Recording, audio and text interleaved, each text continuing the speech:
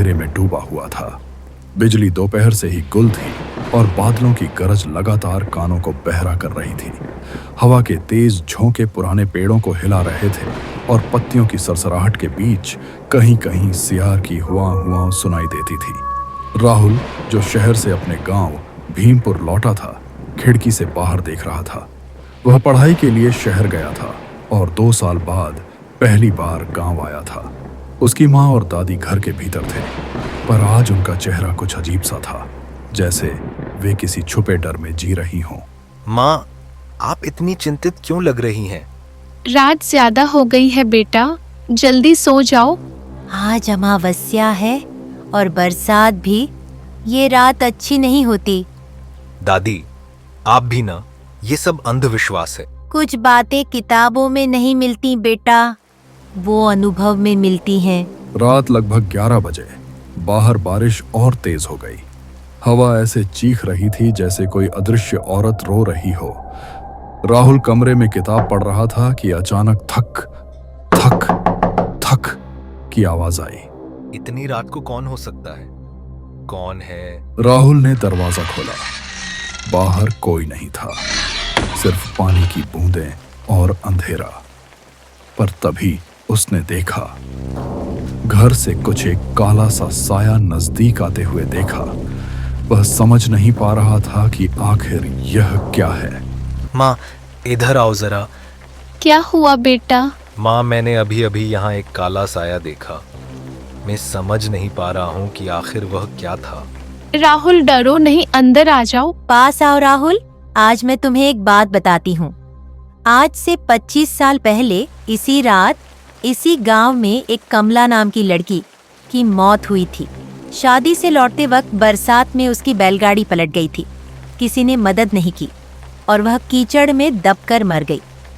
कहते हैं उसकी आत्मा आज भी अमावस्या की काली रात में भटकती है और गांव के घरों का दरवाजा खटखटाती है। दादी, ये सब सुनकर मैं डरने वाला नहीं हूँ। ये सब कहानी है, असली जिंदगी में ऐसा कुछ नहीं होता। बेटा, डर सबको लगता है, पर सभी इसे नकारते हैं। ठीक है, अभी तुम जाकर सो जाओ, रात लंबी है बेटा। फिर राहुल सोने चला जाता। आधी रात को राहुल को प्यास लगी। वह रसोई में पानी पीने गया। जैसे ही उसने बर्तन से पानी पिया, उसकी नजर रसोई में लगे पुराने आईने पर पड़ी। आईने में उसने एक औरत की परछाई को देखा। लंबे बालों से चेहरा ढका हुआ और उसकी सफेद साड़ी कीचड़ से सनी हुई थी। मुझे भी बहुत प्यास लगी है, तो मुझे पानी देगा या अपना खून पिलाएगा? कौन है? सामने आओ। राहुल बहुत घबरा गया और वह तेजी से कमरे में लौट आया, लेकिन दिल की धड़कन अब सामान्य नहीं थी। राहुल ने बहुत डरते हुए अपने आप को समझाया और फिर सो गया। रात के करीब 3 बजे राहुल ने अपने कमरे की खिड़की के बाहर किसी को गाना गाते सुना। राहुल खिड़की से झांका। नीचे वही औरत खड़ी थी, भीगी हुई, सिर झुकाए और उसके पैरों का आधा हिस्सा कीचड़ में ढंसा हुआ। वह धीरे धीरे ऊपर देखने लगी और जब उसका चेहरा पूरी तरह दिखा, राहुल के मुंह से चीख निकल गई। राहुल बेहोश हो गया। सुबह जब उसने आंखें खोली तो वह अपने कमरे में था। माँ और दादी सामान्य थीं, जैसे कुछ हुआ ही ना हो। रात वो औरत आपने नहीं देखी? तुमने सपना देखा होगा। क्यों बेटा, राहुल डर गए हो क्या?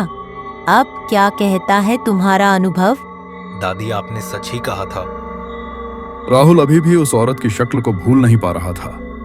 उसकी आंखों में डर और बेचैनी साफ झलक रही थी। रात के अनुभव के बाद सुबह होते ही राहुल ने तय किया कि वह उस जगह पर जाएगा जहां कमला की मौत हुई थी। कुछ समय बाद राहुल उस जगह पर पहुंच जाता है और चारों ओर देखता है। जगह पर अजीब सा सन्नाटा था। राहुल ने जैसे ही जमीन पर हाथ रखा, अचानक ठंडी हवा का झोंका चला और कानों में वही धीमी आवाज गूंज उठी। राहुल जैसे ही सामने देखता, वही औरत खड़ी थी। तुम कमला हो? हाँ, मुझे किसी ने बचाया नहीं, मैं अकेली मर गई। मेरी प्यास अब तक बाकी है। राहुल ने कांपते हाथों से पानी की बोतल निकाली और जमीन पर रख दी। धन्यवाद, अब मैं चैन से जा सकती हूँ। अगले ही पल तेज चमक के साथ उसकी परछाई हवा में घुल गई। पूरा माहौल अचानक हल्का और शांत हो गया। राहुल की आंखों में आंसू थे।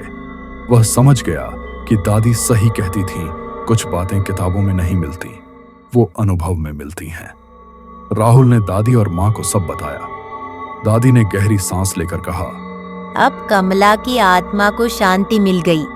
अब यह गांव सुरक्षित है। उस रात के बाद गांव में किसी ने दरवाजे पर ठक ठक की आवाज नहीं सुनी और राहुल के मन में हमेशा के लिए यह सीख बस गई, डर से भागने के बजाय उसका सामना करना ही असली हिम्मत है।